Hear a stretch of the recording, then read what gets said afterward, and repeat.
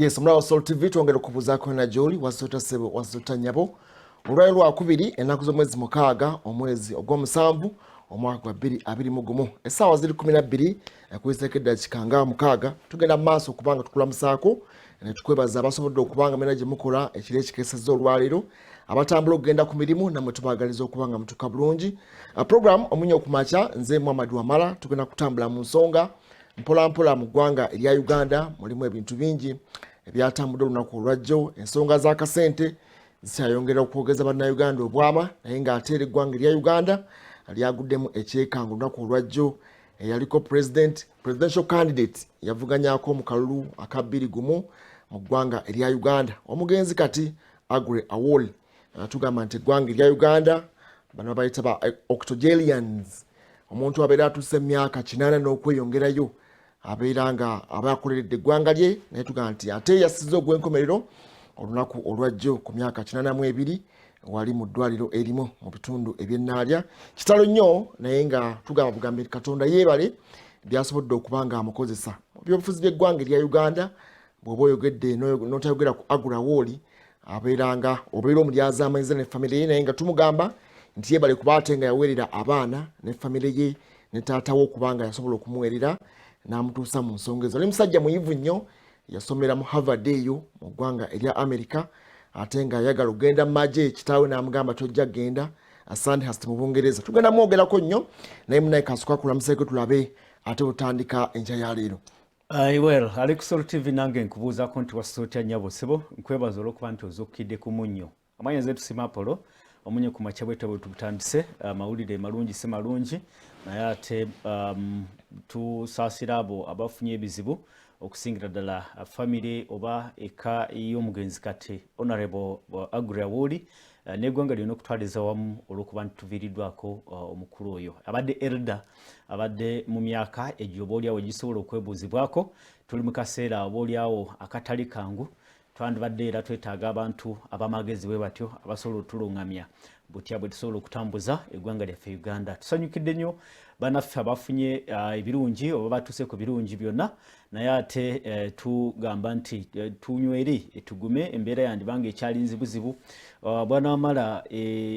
emboozi ekyaliwo oba akavuyo akakyaliwo keeka enkalala ezitamanyikiddwa gyezo avudde okusika omugwa n'abantu kati banyiivu n'okusinga bwe baali nga tebanabagambako nti waliyo sente ezijja. Abantu banyiivu tetumanyi oba olwokuna kinaaba kiteredde oba olwokutaano. Abantu banyiivu nalabyeko eggulire nga baga nti ab'e Kampala mulinde mpozi olwokutaano. Batugambye olwokuna oba olwokutaano oba earlier than Friday. Tetumanyi bulungi naye nga kyo ekya ssente. Akasente kabeera keyongerayo akasente kafuusa akasente. Kabeera abantu baba baga nti kasembedde katuuse. Ne bagenda ne keyongerayo. Ndowooza tusooke tulengere bannaffe waliwo emboozi gye twakoze bo ab'ennamuŋŋona babinyigiddemu enkalabaazo okezza kati accountability. Obwo obusungu simanyi. Bagamba enkala ezazze abantu baafadde. Nze manyi obusungu gye buva nja kukugamba. Kale kasooke tulengere emboozi bwe tudda atwongere okwogera ku nsonga ate ez'akasente. Akasente kafuusa akasente tewali amanyi kiddako. Batugamba lwakuna lwakutaano. Naye ko lwakiteeka jja nakyo ne kiggwa kaveeyo kiggwe. Kiki ekisibya akasente okuleka nti kaleesa obukyankalano abaliko obulemu bannaffe nabo bakayana. Buli muntu akayana. Akasente kajje oba katini oba kaweda oba tekaweda nenako kikole kaveeyo kave mu ddiiro. Abantu bakayane nga kali mu nsawo okusinga ate okukayana nga nako kaganya okubanga kavaayo. Abantu bongeza okufuna busungu. Kale kasooka tulengere bannaffe ate ab'ennamuŋŋona bo babinyigiddemu enkalabaazo okezza. Wetutuukidde ku kyalo Kasanva kisangibwa e Namuwongo ng'abatuuze balaajana abamutuuze munnaabwe Moses okumusanga ng'agudde ku kabalaza ng'ali mu kubuyaana mu kitundu kino.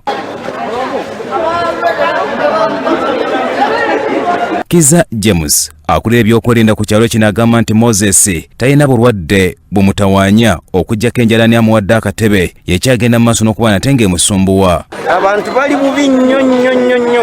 olwanjala ensonga. Abatuuze Namuŋŋona ku Luyinja mu Lubaga Division ne bakedde kwekalakasa ne bayuzayuza empapula ezaaweereddwa ssentebe waabwe ku bagenda okufuna ssente z'okuyamba abakoseddwa omuggalo ne bazookya.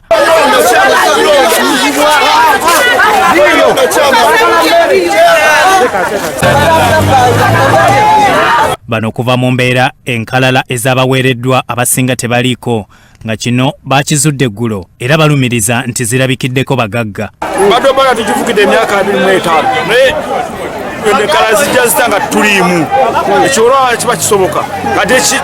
twagala batute tukole tugenda kufa n'abasirikale oba kubatomera tubamenya amagulu oba batukube emigo kambayambaya.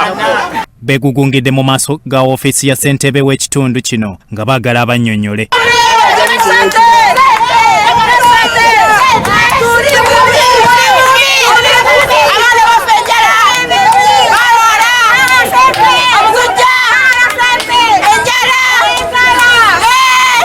Kino tekibamalidde kwe kukwakkula empapula eziriko amannya okuva ku yafeesi ya ssentebe ne baziyuzaayuza mu busungu.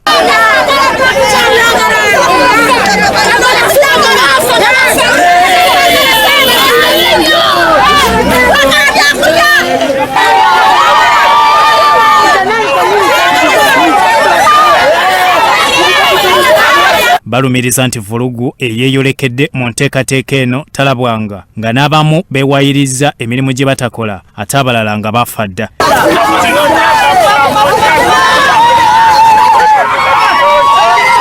Ekisinga okuluma abantu tosobola gamba nti buli simu y'omuntu eri eyiseeko emitwalo 5 tagenda kufuna ssente. Abamu tubadde turisiivinga ssente nga za tushoni, aba turisiivinga ssente nga zigenda kukola mirimu, zigenda kufuna ki. Abantu abanaku abasemberayo ddala be bayisizaako ssente nga ziva mu bagagga bagende batuukiriza emirimu gye bakoze eki gye babagambye okubawa. Tosobola gamba nti sigenda kufuna ssente nga nze nkola mmere ya leero. Okweddira amanya g'abo abantu abafedda ku kyalo betumanyi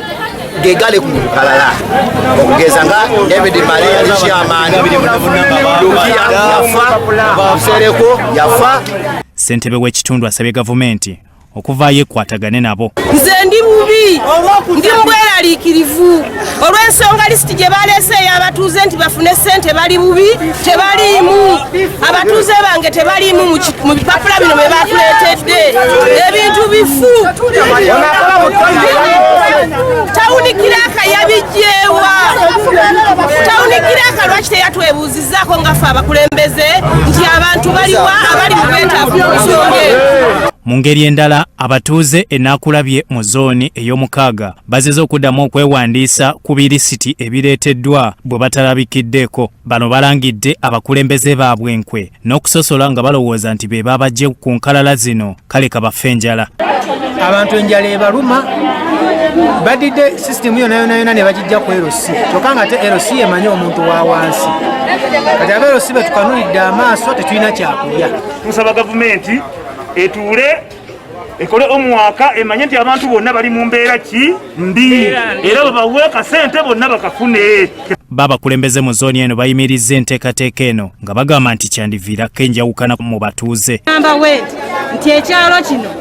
baba basazeewo obutatuwa ssente bonna tebabawa naye bino bye batandise ate tulondemu bamufuna mpola ate tulondemu abalina obulemu kubanga ne bakyamani ya information gye bafunye okubeera nti bagituusa ku bantu abantu bagenda kubeera nti betta. Abalala gye beekuba ensimbi emitwalo 10,000 ez'okuweebwa abantu bangi bazaagala era balwana okufiirawo balabikire ku lukalala. Kampala yaweereddwa abantu emitwalo 15,700 mu 474 abagenda okugabanwa divisioni zaayo 5. Byasali Hakim, Soroti TV, Omunyo. Yes, yembeera eyo erabikidde mu Kampala lunaku lwajjo ate nga si Kampala wokka kati Kampala eyebeeranga sample busample kitegeeza nti eggwanga lyonna lirimu ensonga bwe zityo naye bali bandibadde oba oliawo tebazookya bwokya kati nga balabye nti mulimu abaafa bandibala bassaako busita nti ono yafa ne batereza butereza kitegeeza kati ate awo bazzeeyo ku zero kuba buli kimu kukitandika butandisi nga ate ebbanga liweddeyo lero lwakubiri akasente kajja lwakutaano oba lwakuna kati bibyo bigenda okuviirako akasente okola ki okwongera okudilayinga kuba kati ekigendererwa ekyokusindika empapula wansi ku ground ku levels eza wansi za LC kyabadde kyakuverifyinga kakasa nti bano bakyali ku kitundu bano bavaamu mu category ya vulnerable kati bagagga tebakyetaaga kufuna buyambi obw'ekika bwe kityo naye era abantu bamaliriza nga bazikoze eki naye nga nakugambye nti buno obusungu era ekivako obusungu buno bwanawamala kiri kimu oba bibiri ekisooka abantu bagenza okutukebera ku mpapula ku lists nga tebakoze eki nga tebaliiko omuntu omusuubira kyawo kugenda wa ssentebe sikwokya lukalala anti agende wa ssentebe amunyonyole ssentebe tuliiko ku lukalala tuwandiike ekitundu kino kyenyini ekyenamuŋoona wetwajeggulira eryo bagambye nti abantu 50 bokka be balabikidde ku lisiti ey'abantu 800 abo bangi ku bantu 800 bangi abo balabikiddeko eri yali yabina kwaliko 5 nedda gwanawamala kikulaga nti labayo 800 lwenyini lwebadde allocated for what for that particular area ya Lubaga okitegeera Lubaga North nogenda okwesanga abantu 50 abalala bonna tebamanyi gye bakoze eki gye babajji town clerk ne banne baba babajeewa kyovana nagambye olunaku lwegulo nti mwanswaziza abakulu ba town clerk ne yobos gundi ezo information eyo mugirina mwakamala okukola household survey abayobos nakugamba tulina kuyita myezi 3 nga bakoze eki bakoze household survey kati eriwe kitegeeza teri ki nekipuza nesave gye bakola data nga yali balondamu byebalonzelonze ne bakubakuba ne baverifyinga wakati bobanga tobamanyi nga wakamala kukola household survey kati yali ya mwezi gwa information eriwa oba okitegeera oba kyandibanga bakyusaamu wali ne balabanga oba oliawo biri biyinza obbaluyisa ne basalawo nti katulivinge biri ebyadi ebyaluli kuba olaba mulimu baabafa kituufu nti oba zaali nkalala za kulonda enkalala z'okulonda zibazaayo ne mugamba muterezeewo tekisoboka bwanamala okuba nti olonze mu kitundu mbu olina lisiti ey'abantu 800 nobanga olinamu 50 bebamanyi bano abantu obanga batuufu nga bibogera mazima kuba nagwe bayinza okuba sebo nga si mazima nakyo kisoboka sirowooza nti bayinza okwekanda mukama wange bwana wamala omuntu ng'alaba ku lisiti taliiko erinnya nga teriiko asobola okwogera kyonna kyayagala taliiko kubanga ateekeddwa okubaako yensonga lwaki yeekandagga n'okutuuka mu mbeera bwetyo obusungu bwonna omuntu alaba ali mu kategori y'abantu balina okubeera ku lukalala yeeraba ali mu kategori yenna bakulabayo bantu ngalabe olaba nga lazima tebalina nga bali bulungi agamba nti ndiva oluna ne butonaba ya district ogenda gikupima otyo ogaye nti ono ateeke omuntu ojja mulaba by physical appearance ogaye nti ono vulnerable kati tukole tutya tugambe nti buli omu yenna amanyi nti ali vulnerable aveeyo anti kyenkugamba nti ya district bo gye bakozesa okulondobamu abo 5 mu lunaana lwe basindise yo eri kuki basinzidde kuki basindise lunaana nga luli vulnerable balina okuba nga bamanyi nti luli vulnerable kati ate ne bagenda okutuuka nga bakyuka tebali mu system ya oba kategori yabo balina okuba nga bafuna akasente okay ndowooza ekyo kyekwaso kubanga ekyo kikyuka kisobola okusinzira nze muli nteekamu logic nenga nti kino kiyinza okuba nga tekisoboka tosobola kuleeta lisiti y'abantu 800 ate mbu 50 bokyasobose baabo waliwo abantu ku bitundu ebimu ababeerako ku bitundu nga bantu tebabamanyi kati oyinza okunga nti bona abali ku kitundu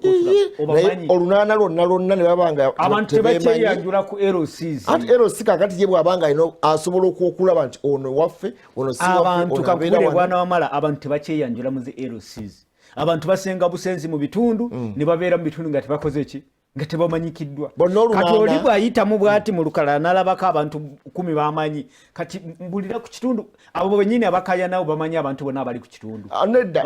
enkala ez'okulonda nga zaddangayo kubyala bano ne baverifyinga ono yagenda yasenguka ono yadde eno buno busungu olw'okuba nti balabye nga ku nkalala tebaliiko kwe kwesansabaga kwe kuukya zilisiti ezo ati babaleetedde bikyamu nedda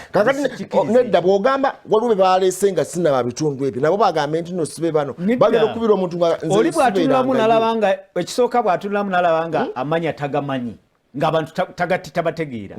ye ng'agamba ntabo siba ku kitundu kyaffe wano tetubamanyi naye nga abantu basobola okuba nga bali mu bitundu mulimu abantu ababeera mu bitundu ebyo naye nga badda yavuga bodaboda nayingira ekiro afuluma kiro nayingira kiro nga mwebali mu bitundu abo mwebali naye kyova olaba bwanamala twagamba twakyogera lwe ku ntandikwa nti kyandibadde ekirungiko tambula nju ku nju kuba twogera ku household abantu abagenda okufuna ensimbi zi allocatingidwa to household siki si muntu kati abo bolabye abakayanaawo waliwo abantu abataano nga bataano bonna ba household naye nga bali mu group omu nga nabo bayomba nze ginatambulako so nga ate singa otambudde household ogenda kwekanga nga kituufu abantu bamu bitundu nga mwebali kubanga nze kinatambulako kino kyampa okukakasa nti enkala ezireetebwa nkyamu ssentebe yakwata ennamba ez'amasimu ezaaliko n'akubira omuntu omu ku lukalala olumu esimu zibula sooka ompulirize ssentebe kye yakola bwe yakwata kubanga olukalala lubeera luliko tabulation ng'eri kiriya erinnya ly'omuntu n'enamba ennamba ye n'akuba ennamba y'essimu naye ng'omuntu bw'ayogera naye nga yenna nnyini ssimu kuba yali makindye agenda okukuba essimu ng'omwami amugamba nze ndi masindi sibimanyi ne biboŋŋamba sibeeranga nako eyo kitegeeza wadde omuntu aba yasenkuka naye ateekeddwa okubanga waakiri yalibadde alina ka correspondence akamu akagamba nti kitundu kyoyogerako oba nkimanyiiko naye nga tebikwatagana eddala n'omuntu ateereddwako n'ekifo kyenyiniteereddwako kati ovulugu eyatandise bw'atyo byo chovola batubuze ebibuzo nti list zino zavaawa kuba tebanaba nabo kubeera clear sinakuwulira nti bavuddeyo bali clear batugambe nti list zino twazijja wano oba twazijja mu ubos bavuyo bakyogere bwebaga nti twazijja mu ubos kati twambalire ubos tujiga nti ubos bana abantu abajjawa hati ubos nayo byakugamba limo kutandika obo kitegeera nayo bebajiga ate nafuna sachula ndufu kati kyekyo kye twagala abakulu abali mu ntegeko eno muveeyo mube clear mutugambe nti list zino twazijja mu ubos kati twambalire ubos tubabuuzi bano mwabajjawo abatali mu bitundu oba abaafa lwaki bakyali kuki mu statistics z'eggwanga kubazi eno bwabanga ubos yetereka ebiwandiiko ebikwata ku bantu ku bannansi kati abo bwe tuvaawo bwe mutugamba nti mwabijja mu list ya lockdown eri eyagwa bali abafuna emmere kati awo tutandikiraawo era nabo abafuna kitegeeza baali bakyamu tubabuuze bano abafuna bano baba nti mwabawa bamuclaiminga nti mwabasangawa olinga si wa kitundu ekyo naye nga kulukalazeeko nti yafunye kubanga bwana wamala kyo tukirize tugaane list zaffe ziri adulterated list zino ezisinga ziri adulterated ekisooka olw'ebigendererwa by'abantu sekinoomu olina adingizamu abantu ababe olw'okuba nti ayagala bakole ki bafune oba olina alonda lisiti obulonzi olw'okwagala olwa Semugayavu nga tayagala kukola mulimu gwe ye nalondalonda lisiti oba byakulonda nakwata lisiti electoral commission oba n'agikuba wano olw'okuba nti ayagala ki yamaliriza omulimu gwe mu bwangu bye bino kati betulaba olunaku olwaleero kuba nakugamba nti kasita olabanga ensimbi ekintu ekirimu ensimbi ojja kuwulira ekintu bakikoze mu kupapa nnyo boolyawo nti kireesa ate akasatu kigenda kwononeka bwononesi kati oba bapapye oba tebapapye kati ekigenda okubeerawo kimanyi n'ennaku ze boogera nga kikulaga nti ensimbi zino abantu bagenda zifuna bakyamu nedda n'ennaku zino ze boogerako Friday manya ne beewa ne beesitema nti Friday tezigenda kusoboka omanyi lwaki kati ekisooka kati walabye ba LC nga batandise okuwandiika enkalala nga bawandiika ezaabwe bazikola ki baziweerezayo eri kati ate okuziweerezayo eri kati waliyo okuddamu okuverifyinga nazo zirina okuba verified bakakase nti enkalala zino basootinge bajjemu kuba omuwendo kati oba LC bagenda bawa bonna ab'okukyalo buli mutuuze kati awo wakufuna kasente era bulaga chairman teekaako bwe kigenda okubeera bagenda kuteekayo enkalala nga ziriko abantu bangi kati ate akasente eri kaki katono tekawera kati awo waliwo okukola ki okutematema kati ogenda okujjako omuntu ku list ogenda kujja kaani olina information ekakasa bulungi nti gojjako tali bubi nnyo okitegeera kati bw'onoomala okukola ebyo byonna olina okuverifyinga nti simu gy'ogenda okusindikako lazima yono yenyini gwokoze ki alikukalala olaba nti process egenda kweyongera Yesu kenne ku kyebogerako olwokutaano lwadde awo tugenze mu gwa munaana bwe kiba bwekitukuba n'owulira kati otunula nti waliwo ebintu ebikyuka tewalabye abazirika tolabye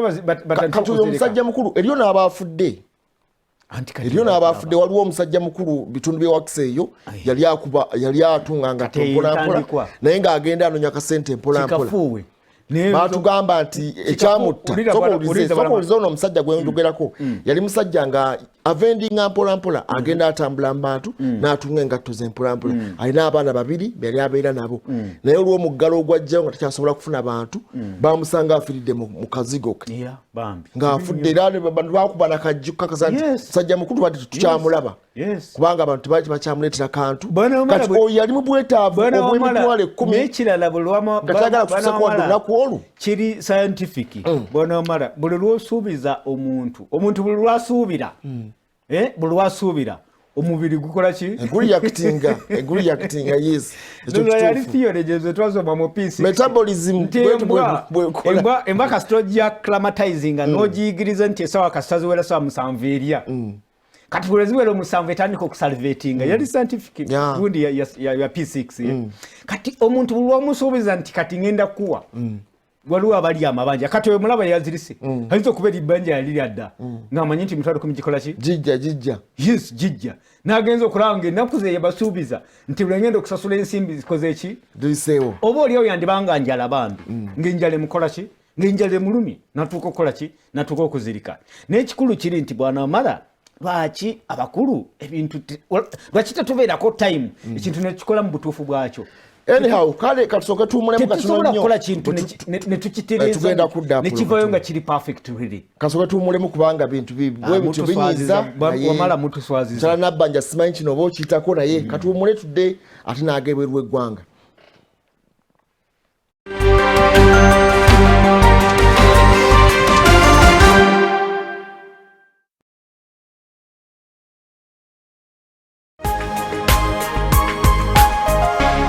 Soul Television, Femunyo.